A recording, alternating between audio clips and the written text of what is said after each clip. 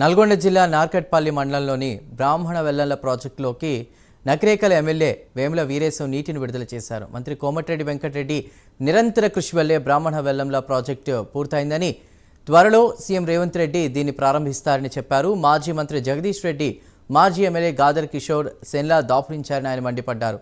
ఓడిపోయామనే అక్కస్తోటే కోమటిరెడ్డిపై తప్పుడు ఆరోపణలు చేస్తున్నారని విమర్శించారు. ఇలాంటి తప్పుడు ఆరోపణలు చేస్తే జిల్లాలో కాంగ్రెస్ కార్యకర్తలు తిరగనివ్వరని ఎమ్మెల్యే వీరేశం హెచ్చరించారు.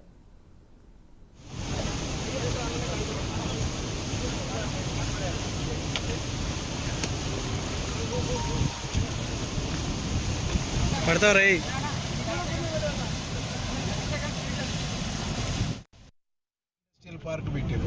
ఇక్కడ లాభం వస్తుందని చెప్పేసి కొమ్మాయిగూడెం రామన్నపేట మధ్యన ఆదానికి భూములు కొనిచ్చారు. ఈ పాపం అంతా మీది, ఈ శాపం అంతా నెకరకల్లు ప్రజల పాలిట మీరు ఒక శాపం.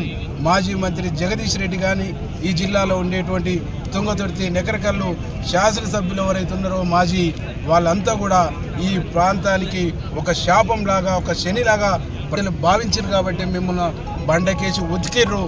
మళ్ళీ ఎన్నికల్లో మీరు నిలబడితే భూపాతంలోకి తొక్కుతారనేటువంటి ఒక విషయాన్ని ఈ సందర్భంగా గుర్తు చేస్తూ, లాస్ట్ హెచ్చరిక మా మంత్రి కోమటిరెడ్డి వెంకరెడ్డి గారి పైన, మా ముఖ్యమంత్రి రేవంత్ రెడ్డి గారి పైన, మా మంత్రి ఉత్తమ్ కుమార్ రెడ్డి పైన, మా నాయకుడు రాజగోపాల్ రెడ్డి పైన అనుచితమైనటువంటి వ్యాఖ్యలు చేస్తే, అనుచితమైనటువంటి అన్పార్లమెంటరీ భాష వాడితే ఖబర్దార్ మీ అంతు చూస్తామని చెప్పేసి హెచ్చరిస్తాం.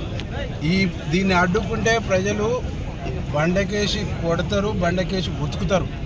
ఎందుకంటే 5 సంవత్సరాలు నువ్వు పార్టీ మారింది సంచుల కోసమే అని చెప్పేసి మా మంత్రి కోమటిరెడ్డి వెంకరెడ్డి గారు చెప్తే, లేదు నేను అభివృద్ధి కోసం పోయినాను, బ్రాహ్మణ వెల్లాంల కోసం పోయినాను, పిల్లాయి పెళ్లి కోసం పోయినాను, ధర్మారెడ్డి కోసం పోయినాను, ఐట్పావుల డిప్టీ కోసం పోయినాను. ఏది బ్రాహ్మణ వెల్లాంల?